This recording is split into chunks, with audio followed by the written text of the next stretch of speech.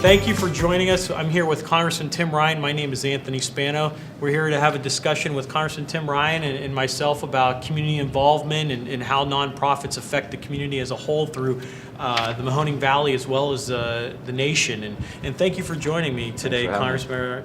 I know we just had a All for the Kids Awareness Day bill presentation that talks about chronic and terminally ill families and does a variety of different stuff for awareness, treatment, and cures. What do you think about that? What is your main objective to hearing this type of bill, which you were supportive of? Well, to raise awareness that there are sick kids and families that have sick kids, and you know, a lot of the families that go through some of the challenges that you have to deal with a sick kid, the hospital visits, the doctor visits, you know, maybe back and forth to the Cleveland Clinic or Pittsburgh Medical Center, whatever the case may be. A lot of those families don't talk a lot about it. You know, they're not out raising awareness on their own. And so I think it's important for Senator Schiavone and Representative Hagan and Bocherry and the Hope Foundation to kind of take a lead saying, hey, this is really important.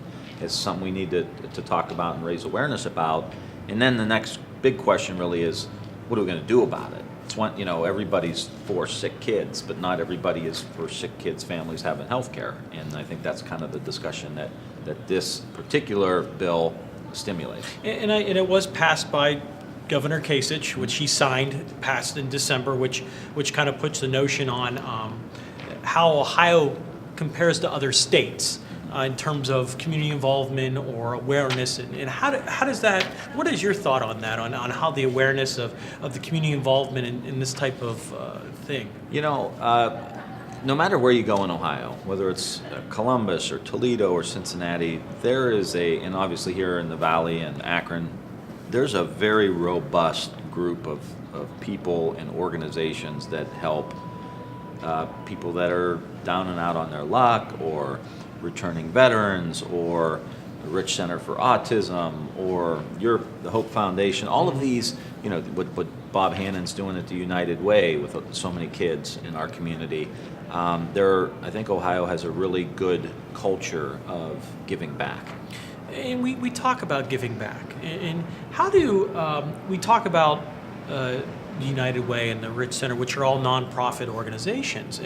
And what are some local community and service and impact on a local and a national? How do nonprofits really affect local and a national broad of the subject? Well, you know, there's always good ones and there's always, you know, ones that aren't so good. But I think some of the good ones we just talked about. I think the United Way, again, has local initiatives, local workforce, local people training local teachers or being involved in certain programs, but yet it has a national kind of brand, a national seal of approval. You look at what Rich Center for Autism does for so many people with autistic kids in our community, and how important it is for them to have it. But you know, it's churches and it's other, you know, non-governmental groups that have such a huge impact. Whether it's with scholarships, you hear a lot about that today with kids around graduation season. You know, how are you going to go to college? And it's, well, I'm going to get $500 from the Knights of Columbus and $1,000 from the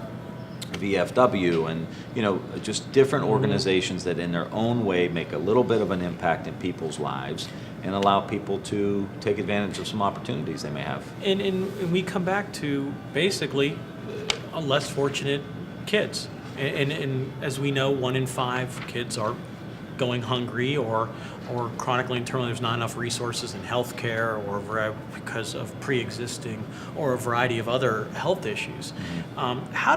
What are some positive changes that have happened or been seen in the local and a result of local and national organizations that have really impacted that you think over the years?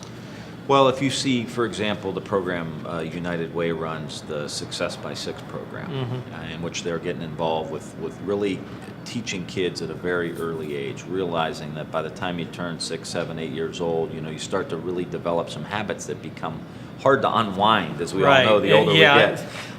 Same notion of being a habit. Habit of creatures. Yeah, exactly. And so how do you teach these kids, you know, how to read, how to get up to speed with social and emotional behavior, how to deal with their temper, mindset and all of these things are really important. That's a great program that, gives you a good bang for your buck. I've seen some studies that say that early intervention, that pre-K style intervention, has like a 10, 12, 14 time return on the money that you invest in. So it's very important for these organizations to get involved. And I do think that as the economy moves forward and continues to change, that and governments do have a hard time shifting and changing and being as dynamic as you need them to be, that the non-governmental groups, the nonprofit groups, need to play more and more of a role in addressing some of the social service And issues. we talk about a lot about nonprofits, community involvement, how over the years the notion of the younger millennials and everything are really not volunteering like they should. Or you have the elders that technology is changing the way we do stuff. And how do we motivate and encourage the public to get involved and really want to get involved when everyone's kind of hitting on the same money locally and nationally, because the pot you can only go to the pot so many times. Yeah. And I think it shows that government sometimes bails us out in certain things and then pulls back on certain things, on social services, on a variety of different stuff. So how do you really make an impact, or how do you encourage people to really get out and volunteer? I think it's got to start young. You got to get people in the habit of helping when you're in your youth. I mean, I went to Catholic school for 12 years, and we always had, service issues where you'd have to go out, and when I was a senior, it was called senior service. You'd have to go out and spend some time each month going somewhere, to nursing homes, to schools, to read to kids. So it got kind of embedded in who you are, that you have an obligation to give back.